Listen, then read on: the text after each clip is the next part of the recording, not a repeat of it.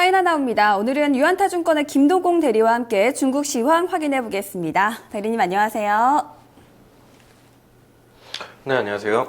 네, 오늘 중국 증시 어제 급락에 따른 관망 분위기가 확산이 되면서 오늘은 보합권에서의 움직임이 계속 이어지고 있는데요. 현재는 전일 대비 0.23% 상승한 3,542포인트대에 지나가고 있습니다. 오늘 중국 증시 특징으로는 무엇이 있을까요? 네, 오늘 중국 증시는 결국은 3,650포인트에 대한 저항에 대한 벽을 상당히 좀 강하게 느끼고 있는 중이다라고 좀 정리를 해볼 수가 있을 것 같습니다. 하지만 저점대들을 계속해서 올려가고는 있는 모습들이 나타나고 있기 때문에 전고점 돌파 시도는 앞으로도 좀 지속적으로 나타날 것으로 보여지고는 있습니다. 흔히들 우리가 이런 패턴들을 이야기할 때 삼각 수렴형 패턴이다라고 이야기를 하는데요.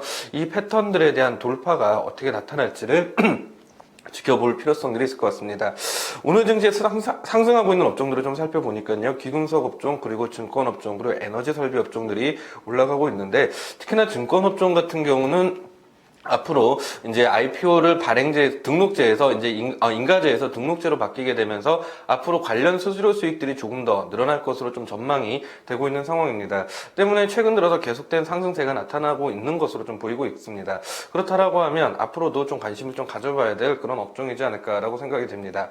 하락 업종도 찾아보시면은 해운 업종, 그리고 임업 업종, 인터넷, 항공우주, 환경보호 관련 업종들이 일단 좀 하락을 하고 있는 모습들이 좀 나타나고 있는데요. 최근에 유가의 흐름들에 의해서 해운주와 그리고 항공주들에 대한 흐름들이 좀 상당히 많이 흔들리고 있는 모습들인데요.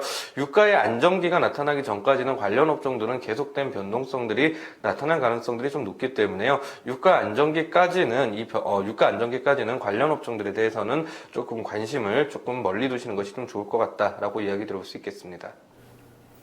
이번에는 주요 이슈 확인해 보겠습니다. 그동안은 중국의 부동산 경기가 좀 부진했죠. 앞으로는 중국의 부동산 경기 어떻게 흘러갈 거라고 보고 계십니까? 네, 최근 들어서 지표들을 좀 살펴보니까요. 중국의 부동산 경기 관련된 지표들이 조금씩 터닝이 나타나고 있는 것들을 확인을 할 수가 있었습니다. 이 부동산 가격이 이제 좀 올라오는 것이 좀 중요한 이유는 무엇이냐면 우리나라도 마찬가지긴 합니다만 일반 국민들의 가장 큰 재산들이 보통 부동산에 묶여 있게 됩니다. 그렇다라고 하면 부동산 가격들이 상승했을 경우 어느 정도 소비 여력들이 좀 증대가 된다라고 보게 되는 것이고요. 그리고 가장 큰 자산인 부동산 가격들이 하락을 하게 됐을 경우 소비 욕구가 일단 좀 감소를 할 수밖에 없는 상황들이 벌어지기 때문에 부동산 가격에 대한 흐름들이 결국 소비에 대한 지표들을 결정한다라고 이야기를 하고 있습니다. 최근에 말씀해 주신 대로 부동산 관련 지표들이 조금 안 좋게 나왔었습니다. 그런데 이 부동산 가격들이 좀 터닝을 일단 최근 들어 좀 시도를 하는 모습들이 나타나고 있습니다. 이 같은 흐름들이 앞으로의 소비 흐름들에 좀 어느 정도 영향들을 미칠 가능성들이 있을 것으로 보여지는데요. 일단 그림부터 한번 좀 살펴보신다라고 하면은 도시별 부동산 가격 추이를 한번 좀 살펴보도록 하겠습니다. 중국은 도시의 어느 정도 규모에 따라서 1선 도시, 2선 도시, 3선 도시, 4선 도시까지 나눈다 이런 말씀들을 좀 드린 바가 있었는데요. 사실 부동산 경기가 안 좋다라고 하고 있지만 1선 경기에서만큼은 부동산 경기는 상당히 화랑이었었습니다. 그런데 문제는 무엇이냐면 2, 3, 4선 도시가 문제였던 모습들이었는데 그 2선 도시, 3선 도시, 4선 도시가 이제 순차적으로 부동산 가격들이 터닝을 하고 있는 것들을 좀 확인을 해 보실 수가 있으실 것 같습니다. 그리고 또한 한 가지 더 참고로 살펴볼 만한 관련 지표가 부동산 거래량들을 한번 좀 살펴볼 필요성들이 있을 것 같은데요. 지난번 박스권의 상단에 좀 부딪혀 있는 모습들이긴 합니다만 상단 돌파를 트라이하는 케이스가 지금 점차적으로 상당히 좀 많이 늘어나고 있습니다. 5년 내 최대치를 지금 구가하고 있는 부동산 거래량인데요. 거래량들이 좀 늘어난다는 이야기는 결국 부동산 거래가 활성화되고 있다는 이야기가 될 것이고 매수 수요가 그만큼 좀 늘어났다라고 좀 볼 수가 있겠습니다. 때문에 부동산 경기에 대한 좀 그런 긍정적인 흐름들을 좀 도출을 해볼 수가 있을 것 같습니다. 자, 그렇다면 이제 한번 검사를 한번 해볼 필요성들이 있을 것 같은데 지금 현재 부동산 가격이 좀 긍정적으로 나타났을 경우 소비 관련된 지표들이 조금씩 터닝을 한다는 말씀들을 드렸었습니다. 그렇다라고 하면 가전과 지금 현재 자동차 관련 판매 증가율은 어떨까 하는 것들을 생각을 해볼 필요성들이 있을 것 같습니다. 일단 결론부터 말씀을 드린다라고 하면 이런 가전과 자동차 자동차 같은 경우는 판매 증가율이 올라가고 있는 모습이 나타나고 있습니다. 일단 승용차 판매 증가율을 준비를 했는데요. 승용차 판매 증가율을 보신다라고 하면은 지금 전자적으로 최근 들어서 올라오고 있는 모습들을 볼 것 같습니다. 자동차라는 이 소비재 특성을 한번 좀 관심을 가져볼 필요성들이 있을 것 같습니다.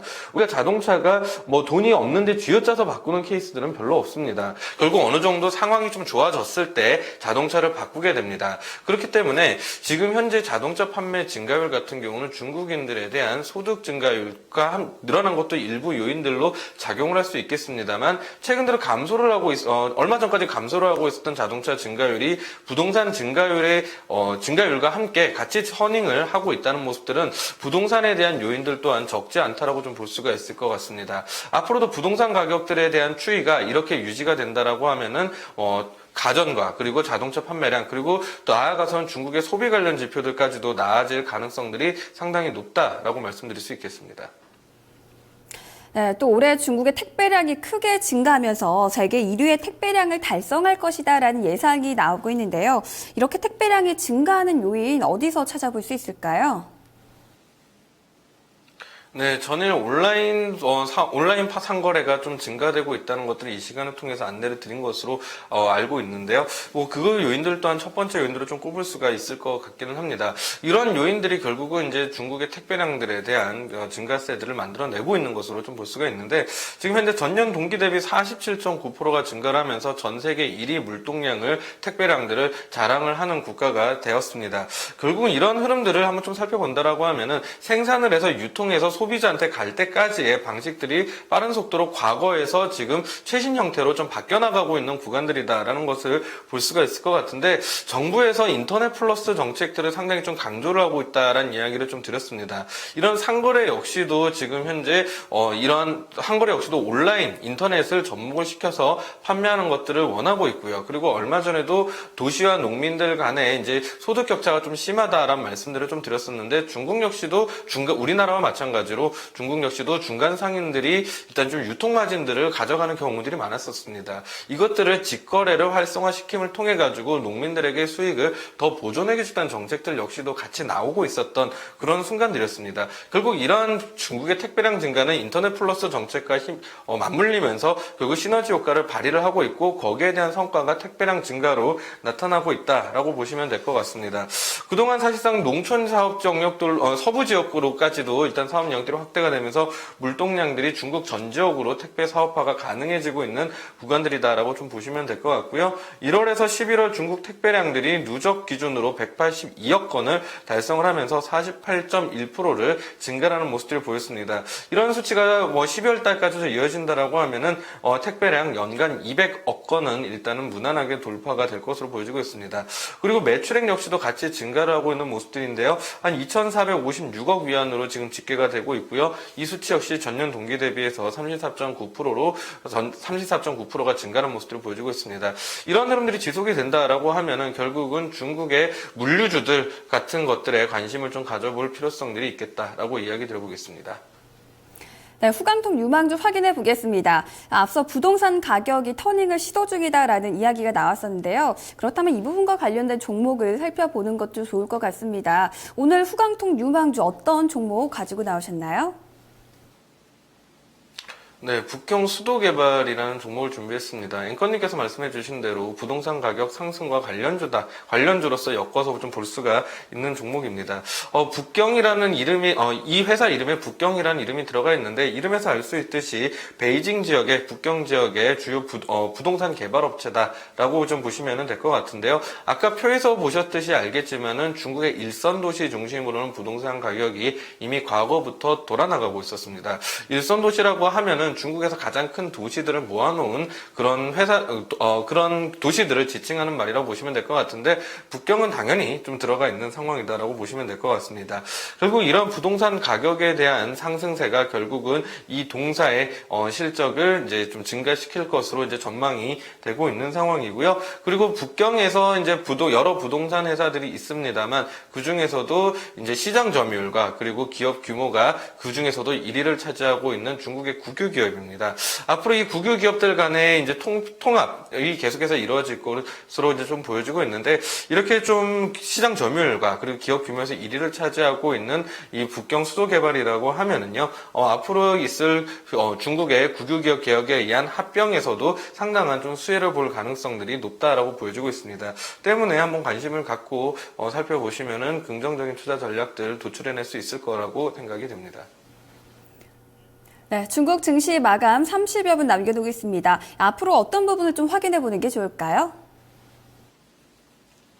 네, 우리나라 시장도 마찬가지인 모습이긴 합니다만 중국 역시도 최근에 박스권에서 계속 왔다 갔다 하는 모습들을 좀 보여주고 있습니다.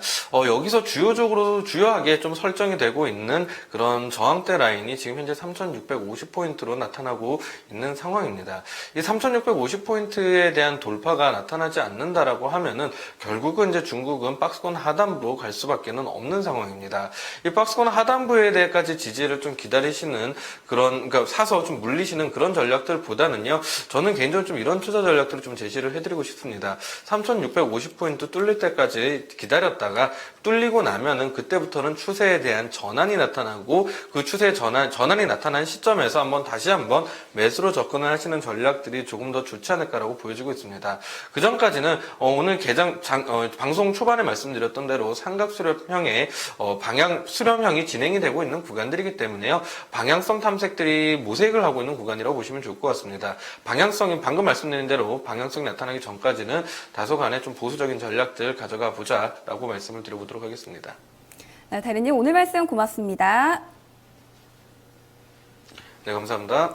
네, 지금까지 유한타증권의 김동국 내리와 함께 중국 시황 확인해 봤습니다.